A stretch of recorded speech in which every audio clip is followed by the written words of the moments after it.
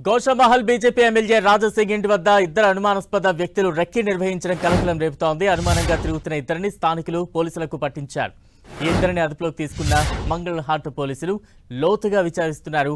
అనుమానితుల ఫోన్లో రాజాసింగ్ ఫోటోలు ఉన్నట్లు గుర్తించారు. బోరబండకు చెందిన ఇస్మాయిల్, మహమ్మద్ ఖాజా అనే ఇద్దరిని ప్రశ్నిస్తున్నారు. నైట్ దాదాపు 1:30-2 అవుతుంది.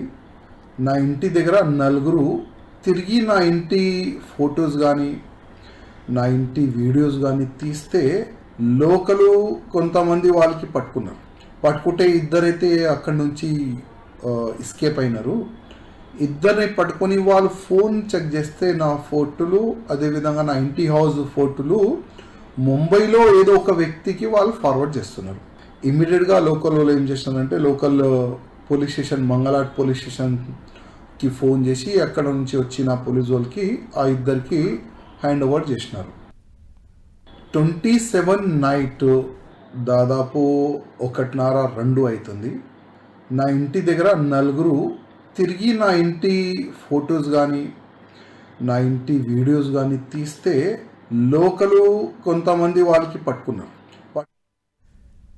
ఎమ్మెల్యే రాజాసింగ్ ఇంటి వద్ద రెక్కి నిర్వహిస్తున్న ఇద్దరిని పోలీసులు అదుపులోకి తీసుకున్నారు. తాజా అప్డేట్స్ అందించేందుకు మా ప్రతినిధి అజయ్ సిద్ధంగా ఉన్నారు. అజయ్, నిన్న 27వ తారీఖు రాత్రి రాజాసింగ్ ఇంటి దగ్గర ఒక నలుగురు వ్యక్తులు రెక్కి చేసినట్టుగా పోలీసులు అయితే ఒక ఇద్దరిని అదుపులోకి తీసుకున్నారు. మరొక ఇద్దరు పారిపోయారు అన్నట్టుగా కొంత సమాచారం అయితే అందుతుంది. అయితే దీనిపైన రాజాసింగ్ కూడా స్పందించినటువంటి సిచ్యువేషన్ మనం చూసుకోవచ్చు. అయితే తన ఇంటి దగ్గర రెక్కి నిర్వహించడం ఇదేమి కొత్త కాదని, గతంలో కూడా ఇలాంటి రెక్కీలు చాలా నిర్వహించారని, అందులో ఐఎస్ఐ వాళ్ళు కూడా ఉన్నట్టు గతంలో బయటపడిందని, అయితే ఇప్పుడు రెక్కీ చేసిన వాళ్ళు ఎవరు ఏందనేది పోలీసులు అడగగా వారు ఇంకా విచారణ చేస్తున్నామని సమాచారం చెప్పినట్లుగా అయితే రాజాసింగ్ అయితే చెప్పినటువంటి పరిస్థితి మనకు కనబడుతుంది. అయితే రాజాసింగ్ ఇంటి దగ్గర రెక్కీ నిర్వహించారా, వాళ్ళు ఎందుకు వచ్చారు ఏంది అనేది మాత్రం విచారణలో తేలాల్సిన అవసరం అయితే ఉంది. అయితే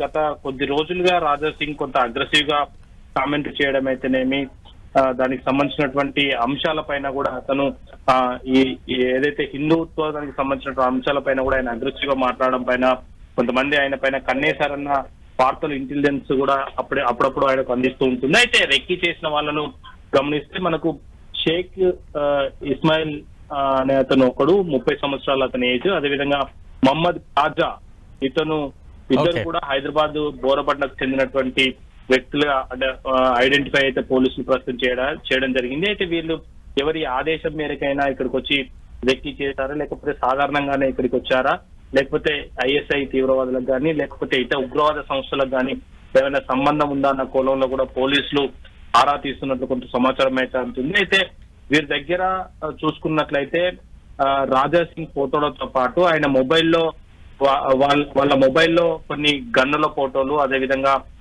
బుల్లెట్ల ఫోటోలు కూడా ఉన్నట్లుగా పోలీసులు చెబుతున్నారు. అయితే వాళ్ళకి సంబంధించినటువంటి 2 ఫోటోలను, వాళ్ళ వివరాలను కూడా పోలీసులు విడుదల చేసినటువంటి సందర్భం మనం చూసుకోవచ్చు.